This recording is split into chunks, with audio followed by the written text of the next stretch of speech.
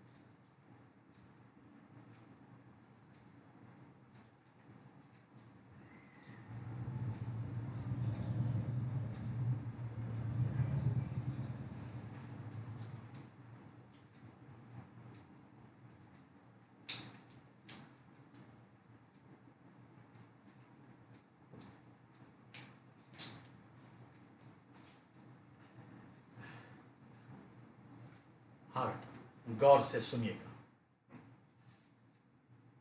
First of all, आज जो है 30 जुलाई और आज हम पढ़ा रहे हैं 11 और 12 जुलाई के करंट अफेयर्स।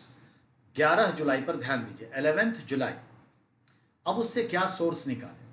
11th जुलाई 1987 इवनिंग 5 PM भारत के शाम के 5 बजे के अकॉर्डिंग देखें हम तो 1987 में 11 जुलाई को शाम के 5 बजे विश्व की जनसंख्या 5 अरब को क्रॉस की थी।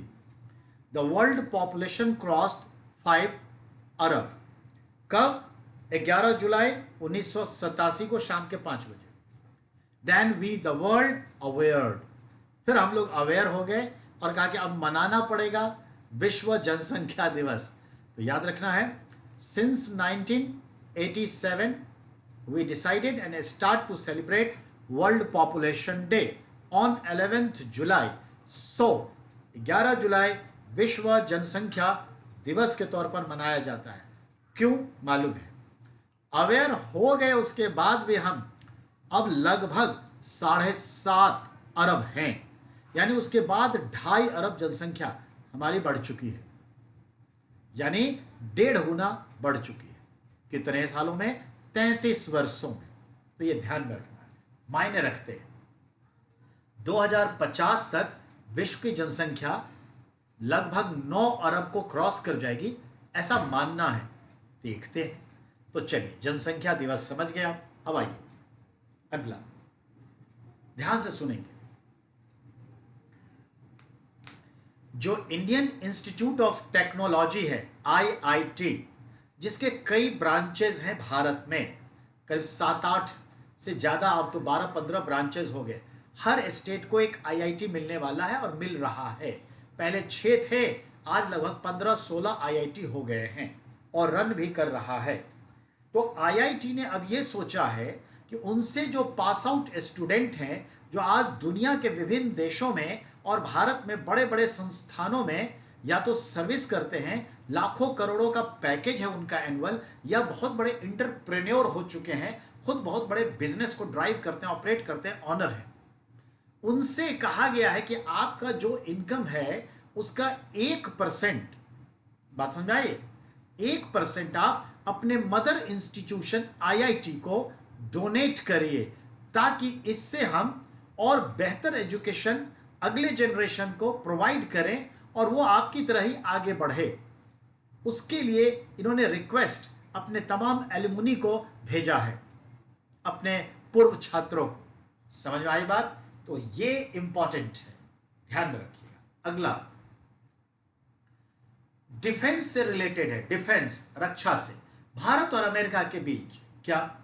भारत और अमेरिका के बीच में एक डिफेंस डील यानी एग्रीमेंट साइन हुआ था, जिसके तहत हमें अमेरिका से कुछ अपाचे हेलीकॉप्टर और चिनूक हेलीकॉप्टर कुल मिलाकर के हमें 22 अपाचे हेलीकॉप्टर और 15 चिनूक हेलीकॉप्टर, 22 अपाचे और 15 चिनूक, 22 और 15 कितना होता है?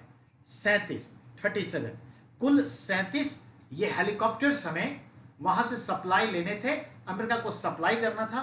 ये तमाम हेलीकॉप्टर्स के सप्लाई भारत को किया जा चुका है। इससे यह पता चला कि चिनूक और अपाचे हमने कहां से लिया है, राफेल हमने कहां से लिया है, तो आपको मालूम है। तो चिनूक और अपाचे याद रखिएगा कहां से लिया। चिनूक सामान ढोने वाला है और जो अपाचे है वो बैटल है, यानी कि एसाल्ट है हेलीकॉप्टर। एंड रिमेंबर, चूंकि हम डिफेंस पर अभी नहीं जा रहे हैं जो उतना डिटेल आपको बताए, पर ये यहां से लिया गया अमेरिका से।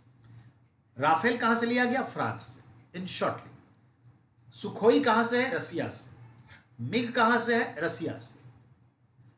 मिराज कहां से है? फ्रांस से। जैगवार कहां से है? इंग्लैंड से। बात समझाई? इंग्लैंड से। अवाक्स कहां से है? इजराइल से। समझाई बात? याद रखिए। लेकिन अमेरिका से कोई फाइटर प्लेन नहीं, अब तक नहीं, ये याद रखिए। अब आइए, अगला हमारा है स्किल डेवलपमेंट के ऊपर। अच्छा, अपाचे को AH, ठीक है ना, 64E अपाचे नाम दिया गया है, ये याद रखिएगा। AH 64E अपाचे हेलीकॉप्टर, ये उसका जो है एक्चुअल नेम है। अब आते हैं, अगला जो आपका है, स्किल डेवलपमेंट मिनिस्ट्री ने असीम पोर्टल लॉन्च किया है, भारत सरकार का, ठीक है। स्किल डेवलपमेंट मिनिस्ट्री यानी कि आप भी जानते हैं, ने एक पोर्टल लॉन्च किया जिसका नाम है असीम, ठीक है, ASEEM, असीम। इसका मतलब है आत्मनिर्भर skilled employer mapping. Aseem portal launch हुआ है to help skilled people find sustainable livelihood opportunities. जो स्किल्ड लोग हैं, प्रशिक्षित लोग हैं, उनके लिए जीवन यापन का एक सस्टेनेबल यानी दूरगामी स्थिर नौकरी पेशा रोजगार यहां पर प्राप्त किया जा सकता है। इस पोर्टल पर आने पर बहुत सारे ऐसे अपॉर्चुनिटीज मिलेंगे, ये मतलब है। चलिए, तो असीम पोर्टल किस मिनिस्ट्री ने लॉन्च किया?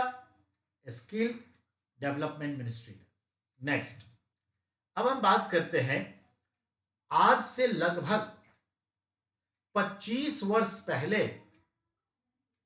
एक समझौता साइन हुआ था, उससे रिलेटेड, जो यमुना नदी के पानी के डिस्ट्रीब्यूशन को लेकर 5 राज्यों में यह समझौता असाइन हुआ था। उन 5 राज्यों में एक यूपी है, एक दिल्ली है, एक हरियाणा है, एक राजस्थान है और एक हिमाचल प्रदेश है। तो यह समझौता साइन हुआ था और यमुना के पानी के बंटवारे की बात हुई थी। इस समझौते के तहत सबसे ज्यादा पानी हरियाणा को मिलता है, उसके बाद सबसे कम पानी हिमाचल प्रदेश को मिलता है। उस समझौते में कहा गया था कि इस समझौते को 2025 यानी 30 वर्ष पर एनालाइज करेंगे, समीक्षा करेंगे और जरूरत के हिसाब से रिट्रीटी करेंगे। ये चीजें हैं, अर्थात अब उसी पे फिर चर्चा शुरू हुई है। तो आपको जानना जरूरी है, खास करके इन राज्यों से रिलेटेड एग्जाम के लिए। अब सुनिए, 12 मई 1994 को Yamuna water agreement assigned among 5 states. 12 May 1994 Yamuna water agreement signed among 5 states, that's are Delhi, Haryana, Rajasthan, UP, Himachal Pradesh, for 30 years. ठीक है, the maximum water goes to Haryana and minimum water goes to Himachal Pradesh. And distribution of water and measuring of water is a very scientific study. And this scientific study done by Roorkee National Institute of Hydrology. Roorkee National Institute of Hydrology. In that respect, we have to understand. This will be analyzed in 2025. So in that respect, the works functions are started कि अब कैसे बंटवारा हो, because Delhi का population बहुत बढ़ गया और इसके लिए एक ही नदी है, तो इस नदी से पानी दिल्ली को ज़्यादा मिले। और हरियाणा में भी नदी की बड़ी किल्लत है, तो हरियाणा भी करेगा। हिमाचल का क्या होगा, ये भी बात होगी। तो ये ध्यान में रखना है, क्योंकि हिमाचल का क्या होगा, हिमाचल के कुछ एरियाज जो हैं इस नदी से देखते हैं पानी मिलता है। यमुना का जो साउदर्न पार्ट है, धर्मशाला वगैरह जो क्षेत्र है, धर्मशाला कहते हैं, ये पोंटा साहिब वाला एरिया जो है, ठीक है। अब आइए, इसमें याद रखिएगा, यमुना नदी उत्तराखंड से निकलती तो है, पर उत्तराखंड इसमें नहीं है, क्योंकि उत्तराखंड को बहुत सारी नदी है पीने के लिए, पर ये उत्तराखंड नहीं है इसमें। हिमाचल से ये नदी नहीं निकलती, पर इसका जो जाल है, जो बेसिन है, जो ट्रिब्यूटरी है, वो तो है हिमाचल से। हरियाणा तो है ही, एक तरफ हरियाणा एक तरफ दिल्ली। ये राजस्थान में क्या जाती है, नहीं जाती है, लेकिन राजस्थान से बहते हुए कुछ नदी यमुना में जाती है, तो ये ध्यान में रखना है। चलिए अगली बात करें। अब राजस्थान के संदर्भ में देखेंगे यमुना का, तो हमें ये जरूर पता चलता है कि हाँ, दूरी सही, लेकिन कुछ क्षेत्र है जो नजदीक पड़ता है, जो सूखा एरिया है, तो उसके पास यही नदी है। Next, I am talking next, ध्यान दें। 10 जुलाई को हमारे प्राइम मिनिस्टर ने मध्य प्रदेश के रीवा डिस्ट्रिक्ट, ध्यान देंगे, मध्य प्रदेश के कौन से डिस्ट्रिक्ट से, रीवा डिस्ट्रिक्ट से। आप जरा गौर फरमाएंगे तो इधर देखिए नजर, ठीक है। ये है रीवा, मध्य प्रदेश का ये रीवा डिस्ट्रिक्ट, इसके ऊपर इलाहाबाद है, तो यहां पर इस जगह पे रीवा डिस्ट्रिक्ट पर, ठीक है। आ जाइए, मध्य प्रदेश के रीवा डिस्ट्रिक्ट में 750 मेगावाट का सोलर पावर प्रोजेक्ट का inauguration mister prime minister Narendra Modi ji ने किए। और याद रहे, it is the second largest solar power plant in India, because first is of 2000 megawatt power plant in Karnataka. तो कर्नाटका में 2000 मेगावाट का पावर प्लांट रन कर रहा है, और ये 750 का second largest start to run 10th of July, inaugurated by mister prime minister Modi. इसके 250 इंटू 3 यूनिट्स हैं, लगभग 1600 एकड़ में स्प्रेडेड है। 4000 करोड़ रुपए इसका 4000 करोड़ रुपया इस पे खर्च आया है। और इससे जो पावर प्लांट है, इसका हम देखें तो इसके 76% जो पावर है it will supply to Madhya Pradesh. 76% यहां पे 750 मेगावाट का 76% पावर मध्य प्रदेश को मिलेगा, ठीक है। बच कितना गया, 24% अलग। अब याद रखिएगा, इसका 24% लगभग 25%, लगभग 24% इसका जो पावर सप्लाई है दिल्ली के DMRC को मिलेगा, दिल्ली मेट्रो रेल कॉरपोरेशन को मिलेगा। इस तरह से दिल्ली मेट्रो रेल कॉरपोरेशन अपने कुल जरूरतों का 32% यहां रेवा पावर प्रोजेक्ट से लेगी। इससे इसका जो वायलेट लाइन है वो चलेगा, और इस तरीके से दिल्ली के DMRC की जो 300 मेगावाट बिजली की जरूरत पर डे का होता है, उसमें से इसको मिलेगा लगभग 200, बाकी दूसरे जगह से अरेंज करेगा। इस तरह से देखा जाए तो हम देखें, DMRC को फिलहाल वहां से 99 मेगावाट मिलना शुरू हुआ है, 99 मेगावाट पर डे मिलना शुरू हुआ है। इस तरह से अभी तक वो अपने 32% की जरूरत को पूरा कर रहा है, ठीक है, 32%। अब ध्यान देंगे, ये 25 वर्ष का एग्रीमेंट साइन हुआ है DMRC और रेवा पावर प्लांट के बीच में। अगला पॉइंट पर ध्यान दीजिए, इस तरह से देखा जाए तो DMRC प्रत्येक वर्ष 15 लाख टन कार्बन डाइऑक्साइड की बचत करेगा इस सोलर पावर का इस्तेमाल करके। 15 lakh ton CO2 will be saved, emission से रुक जाएगा, यानी ये पॉल्यूशन को कंट्रोल करेगा। ये चीज है, याद रखेंगे। भारत सरकार का खुद का टारगेट है, ठीक है क्या, कि 2022 तक 100 गीगावाट सोलर पावर प्लांट तैयार हो जाए, 100 गीगावाट का सोलर पावर प्लांट प्रोडक्शन शुरू हो जाए। और इस तरह से डीएमआरसी जो 15 लाख टन CO2 को इमिट होने से बचा रहा है, यानी 41 करोड़ रुपए का एनुअली फायदा हो रहा है। किसको? डीएमआरसी को। So that is the importance of solar power now it is, we can understand. ठीक है, याद रखिए। अब आगे आते हैं। अगला हमारे पास जो है सोलर पावर में हम वर्ल्ड के चौथे नंबर के प्रोड्यूसर हैं, ये भी ध्यान रखिए। अगला है हमारा दिल्ली से, ध्यान देंगे। कोविड-19 का पहला ऐसा केस आया है कि मां जो थी, पहले देखा जाए तो कोविड-19 अंडर प्रेगनेंसी, मां के पेट में बच्चा था, प्रेगनेंसी थी, गर्भ था, तो वो कोविड-19 पॉजिटिव आई थी और इलाज के दौरान उसका कोविड-19 नेगेटिव हो गया। और जब डिलीवरी हुई तो बच्चे की जांच हुई तो बच्चा जो है कोविड-19 पॉजिटिव पाया गया है, मां नेगेटिव है। ऐसा पहला केस आया पूरे इंडिया में कि मां से बच्चे को, गर्भ में बच्चे को कोविड-19 संक्रमण हुआ है। So it is have to understand, इस तरह के सवाल बना सकता है। नेक्स्ट है दिल्ली से ही।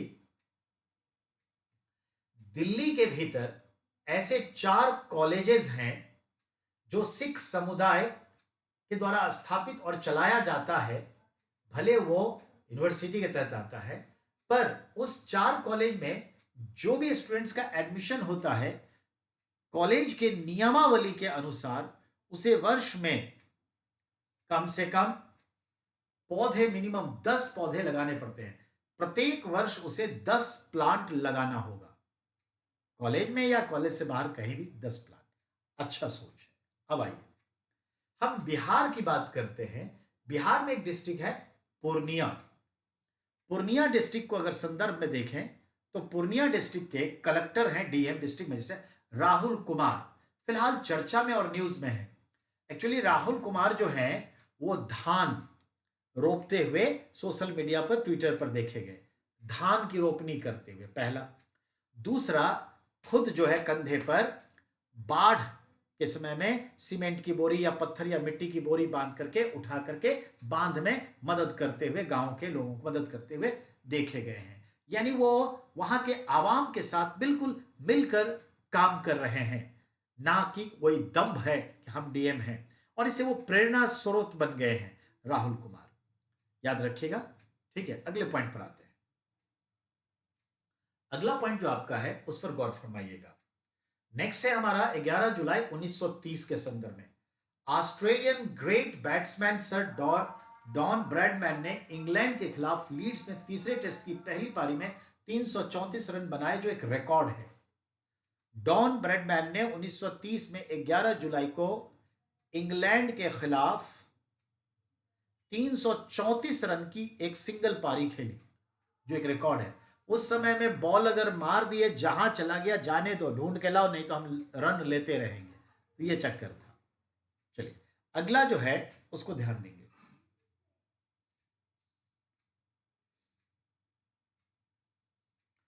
Mukesh Ambani based on market capitalisation become 7th richest in the world. मैं आपको बता दूं, हम बात कर रहे हैं 11 जुलाई के हिसाब से, तो 10 जुलाई को जो वर्ल्ड लेवल पर जो इंडेक्स बढ़ा अलग अलग स्टॉक एक्सचेंज में, और जिस कंपनी के जितने उसके शेयर की वैल्यूज बढ़ी, तो ध्यान रखना एक शब्द होता है मार्केट कैपिटलाइजेशन, मार्केट कैपिटलाइजेशन। किसी भी कंपनी का शेयर फिक्स्ड होता है। मान लेते हैं रिलायंस का, रिलायंस इंडस्ट्री लिमिटेड का शेयर 1 करोड़ है, तो 1 करोड़ रहेगा जब तक कंपनी जिंदा है। कंपनी मर गई, शेयर खत्म। फिलहाल 1 करोड़, तो वो 1 करोड़ जो शेयर है, अगर उसकी वैल्यू 100 रुपए है और कल मार्केट में उसकी वैल्यू 120 रुपए हो गई, तो टोटल वैल्यू ऑफ शेयर के अकॉर्डिंग उसकी बढ़ गई। तो total share multiply by the per share price, it is the total amount is called market capitalisation of any company. समझे? इसको रियल टाइम ग्रॉस भी कहते हैं, रियल टाइम ग्रॉस। तो बेटा ब्लूमबर्ग नाम की एक संस्था है जो इस तरह से आकलन करती रहती है, और आकलन के अनुसार 10 जुलाई को वर्ल्ड लेवल पे देखा गया कि Reliance India limited, Reliance industry limited के शेयर की वैल्यू बहुत बढ़ गई। उसकी शेयर की वैल्यू जोड़ दें तो मार्केट कैपिटलाइजेशन रिलायंस का लगभग 12 लाख करोड़ रुपए के आसपास हो गया। इस तरह से वह दुनिया का 7वां रिचेस्ट पर्सन बन गया on the basis of real time gross based on market capitalization. 7वां, वारेन बफेट को 7वें से उठा के 8वें पर पहुंचा दिया। वो तो 10 जुलाई की बात है।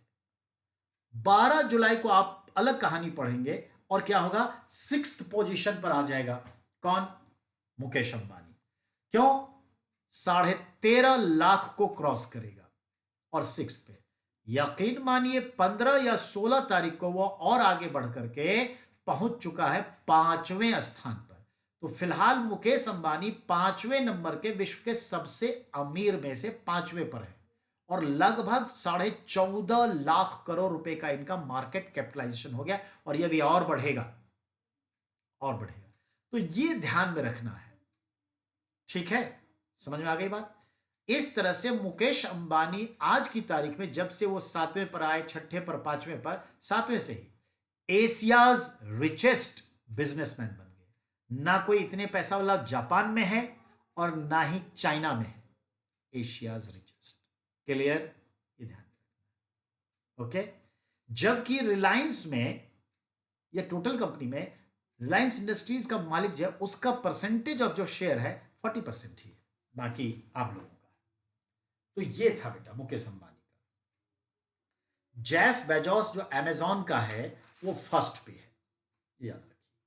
Conquered replaced by supersonic jet developing by, ठीक है, Denver startup company technology USA, name XB1, ठीक है। Prototype has been ready and the demand is already created by Japan airlines and Virgin group of has been booked for this plane.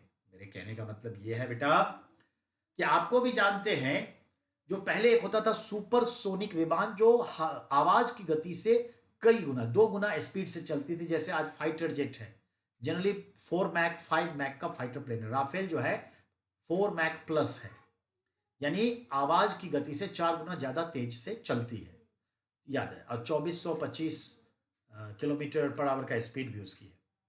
तो conquered plane, ठीक है, replaced by supersonic. पहले conquered plane चलते थे तो बहुत साउंड करता था, सुपरसोनिक होता था, उसको सुपरसोनिक प्लेन से रिप्लेस किया गया। इसका प्रोटोटाइप एरोप्लेन बन गया है। इसे बनाने वाली जो है डेनेवर एक स्टार्टअप कंपनी अमेरिका की है, और इस प्लेन की बुकिंग पहले ही कर दिया है जापान एयरलाइंस ने, और वर्जिन एयरलाइंस जो है जेम्स ब्रॉसेस का, जो ऑलरेडी अमेरिका का ही है, जॉन ब्रॉन्सेस ऐसे कुछ नाम है।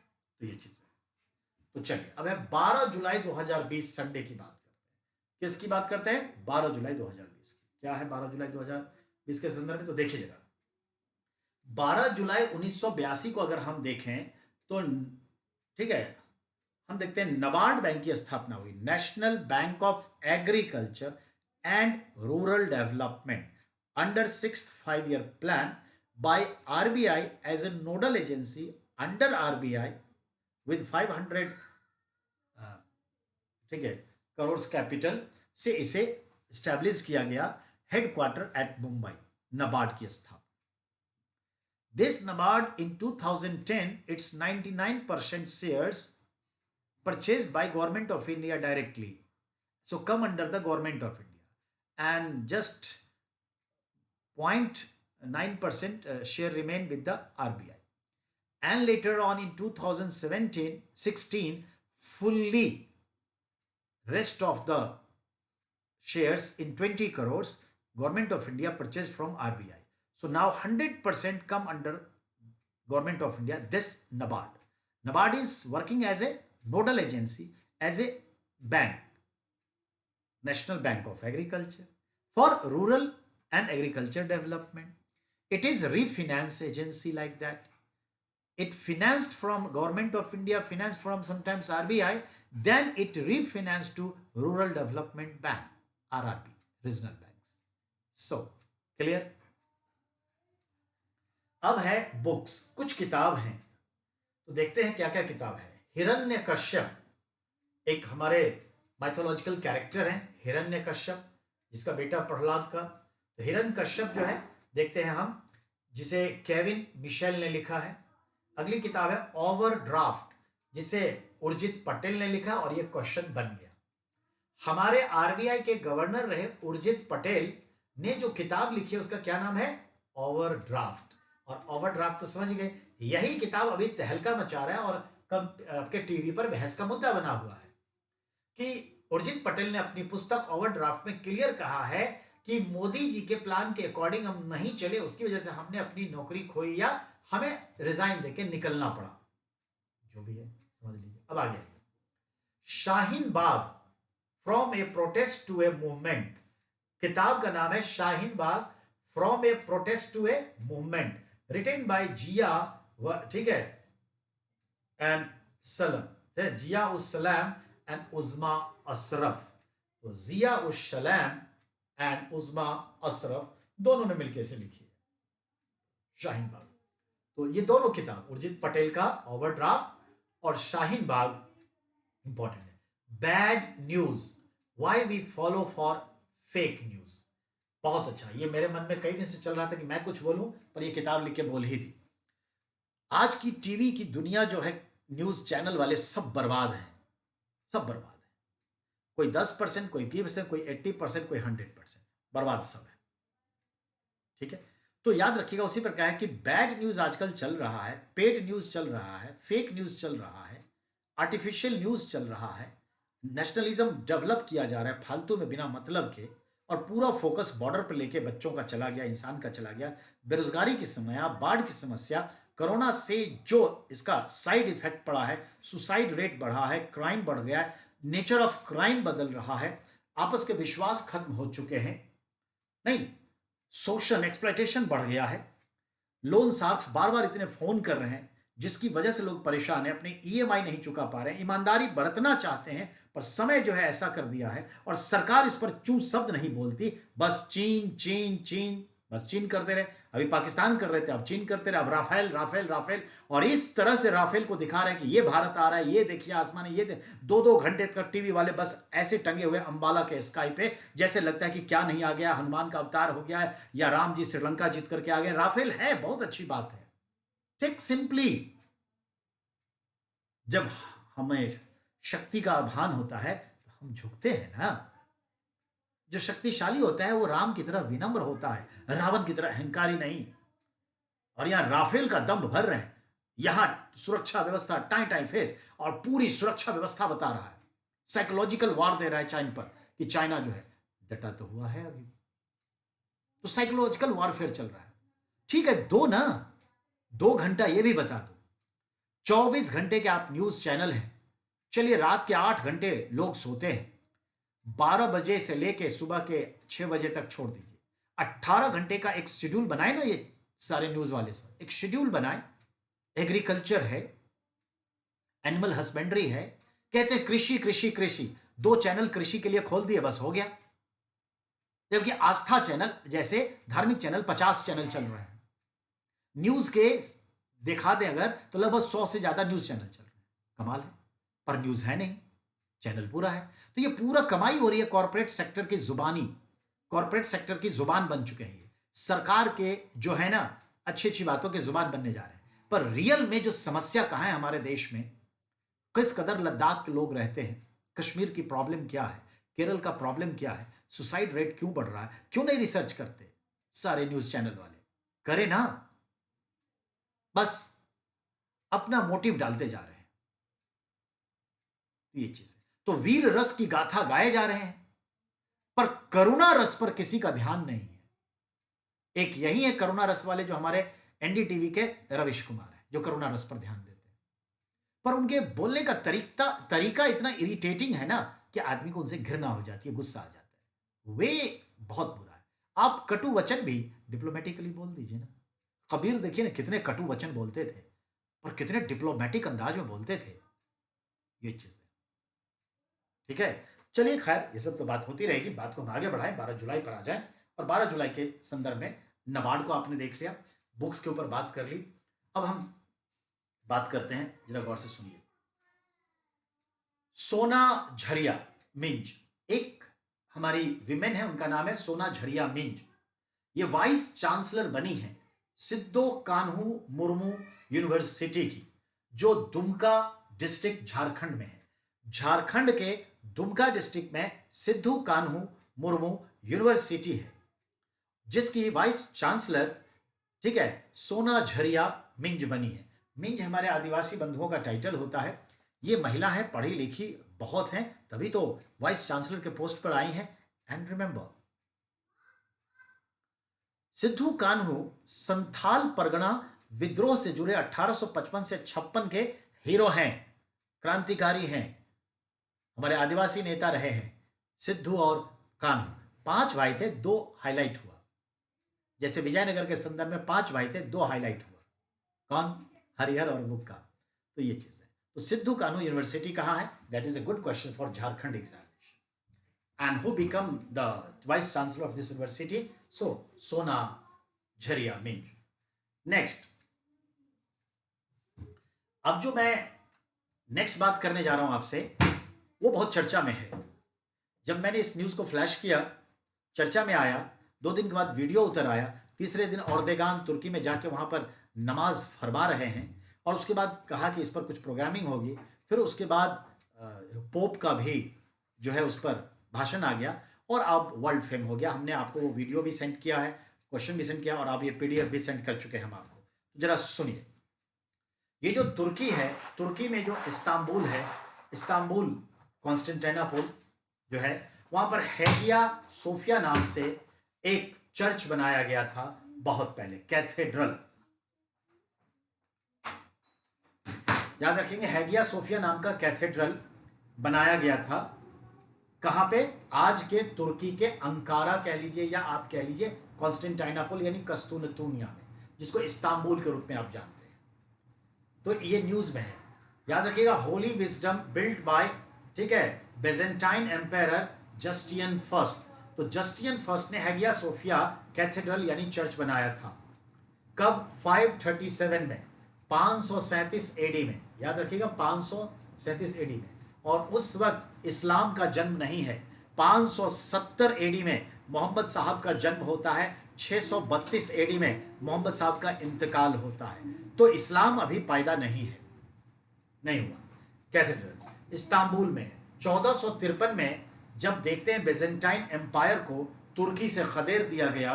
बेजेंटाइन यानी द ईस्टर्न एम्पायर या eastern part of Roman empire known as Byzantine empire, that's headquarter at Istanbul, Romans के इस्तांबुल। तो जब मुस्लिम पावर बढ़ा तो इसे इस्तांबुल से बेजेंटाइन एम्पायर को हटा दिया गया और हेगिया सोफिया पे कब्जा करके उसे जो है एक मस्जिद के रूप में तब्दील कर दिया गया।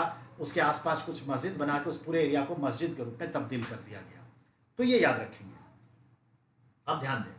सो इन 1453 when Muslims captured Eastern Byzantine Empire, it converted from church to mosque या मौसोलिन या मस्जिद में बदल दिया। It is Constantinople, Istanbul, Turkey. When Mustafa Kemal Pasha became president of the Turkey, he closed down Hagia Sophia in 1930.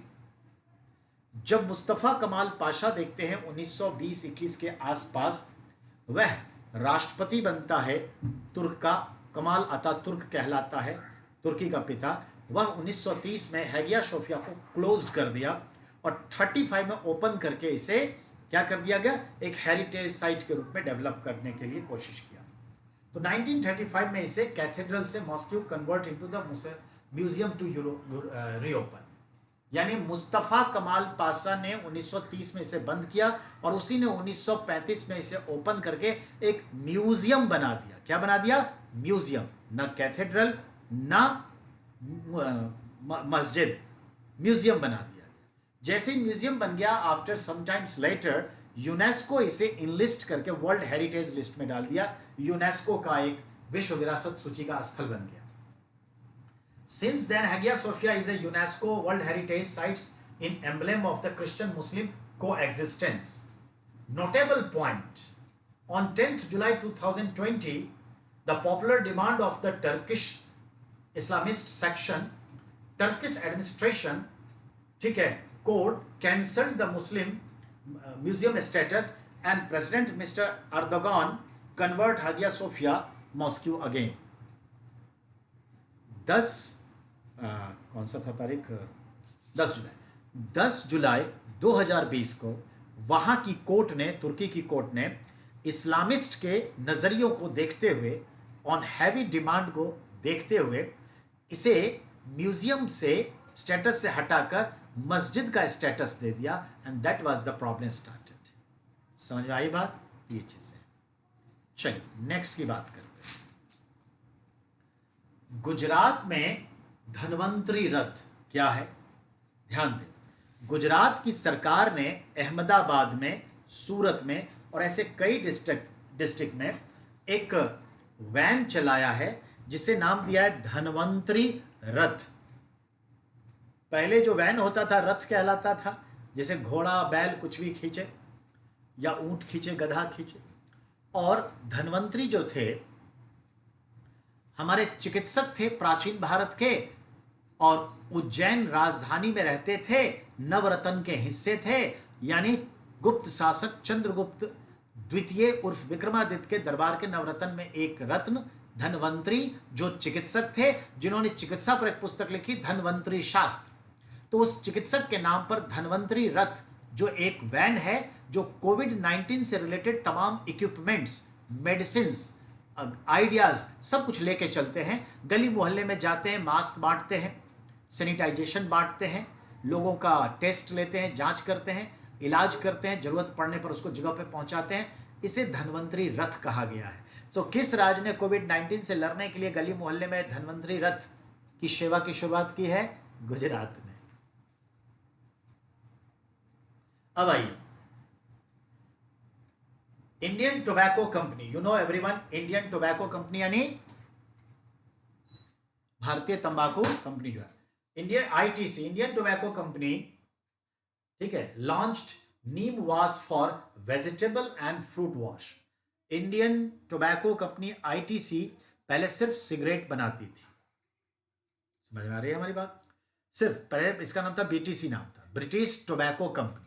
British सरकार का था, cigarette बनाती थी, शिगार बनाती थी, और यहां से पूरे वर्ल्ड में सप्लाई करती थी, इंडिया में, कलकत्ता में। बहुत साल तक मिस्टर देवेश्वर इसके चेयरमैन रहे। ये कंपनी समय के साथ जो है सेल आउट हो गई, और जिसने लिया इसका नाम हो गया ITC, Indian tobacco company. ITC ने अपने आप को बढ़ाने के लिए, क्योंकि घाटे में चला गया था, तो बढ़ाने के लिए इसने आटा का उत्पादन शुरू किया, साबुन का उत्पादन शुरू किया। समझ रहे ना हमारी बात? कॉपी, पेन, पेंसिल यानी स्टेशनरी आइटम की उत्पादन की शुरुआत कर चुका है। तो कई सेक्टर्स में अलग अलग चीजें उत्पादन कर रहा है, और कंपनी आज लाभ में है, और सभी इसके अच्छे प्रोडक्ट्स में काउंट होते हैं। बाबा रामदेव से भी इनके कुछ प्रोडक्ट्स बहुत अच्छे हैं, तो ये याद रखना है। तो आईटीसी, इंडियन टोबैको कंपनी ने लॉन्च किया है क्या? नीम वॉश, जो वेजिटेबल को और फ्रूट्स को उससे आप वॉश कर सकते हैं कोविड से बचने के लिए। चलिए, और एंड्यूरिंग वैल्यू, इसका टैगलाइन क्या है आईटीसी का? एंड्यूरिंग वैल्यू, आपके मूल्य को संभालती है, बचाती है। मूल्य मतलब आपकी डिग्निटी को। NCT Delhi Govt, all 6 universities suspended all exams. Results will be published on the base of back year exams. Delhi सरकार, NCT Delhi, not central, state government, union territory. NCT Delhi government has, there are 6 university in Delhi. All these 6 universities, first year, second year, third year, any exams has been suspended. Now on the base of the last year marking, the next result will be published. ठीक है, तो exams cancel कर दिए। And next one and the last one, कोविड-19 stem cells therapy. कोविड-19 में जो एक आया है ना स्टेम सेल्स थेरेपी, वो क्या है? ध्यान दीजिए, tissues taken from the donor. जिसको हुआ है कोविड-19 बीमारी और वो ठीक हो गया तो उसके बॉडी में एंटीबॉडीज आ गया। तो एक तो एंटीबॉडीज ब्लड से लेते हैं और एक होता है कि हमारे बोन मैरो में जो स्टेम सेल्स होते हैं, उस स्टेम सेल्स को, और भी जगह होते हैं, स्टेम सेल को हम ले लेते हैं। तो स्टेम सेल्स डोनर से लिया और उसे स्टेम सेल्स को एब्स्ट्रैक्ट फ्रॉम द टिश्यू से निकाला। Now stem cells liquid inject to patient. तो मान लेते हैं हमें हुआ, हमसे निकाला गया स्टेम सेल्स और जो जिसको है अभी बीमारी उसको इंजेक्ट कर दिया और reforms start in the patients lungs, और पेशेंट्स के लंग्स में रिफॉर्म शुरू हो गया और इन्फेक्शंस लास्ट होने लगा and now patients get healthy. तो that is called the stem cells therapy for remove कोविड-19 इन्फेक्शंस। 11 जुलाई 2020 को पीएलए, ठीक है, vacate finger 4 area back to 2 kilometres area, यानी पीएलए, पीपल्स लिबरेशन आर्मी, जो चीन की फौज का नाम है, हमारी फौज का नाम जवान है तो नाम है, और उसने जो है फिंगर 4 एरिया से पीछे गया है 2 किलोमीटर। कब गया था? 11। अब आइए NCT Delhi chief election officer, खैर उससे कोई मतलब नहीं है। अब बात करते हैं एक फाइनली, हालांकि नहीं कर सकते, टाइम इज अप, तो हम कल बात करेंगे आपसे, कोई इशू नहीं है, ठीक है। तो याद रखिएगा, मैंने पहले ही कहा 12 तारीख ज़्यादा है तो 12 चलेगा, पर चलिए, बहुत बहुत धन्यवाद आप सभी का, थैंक यू।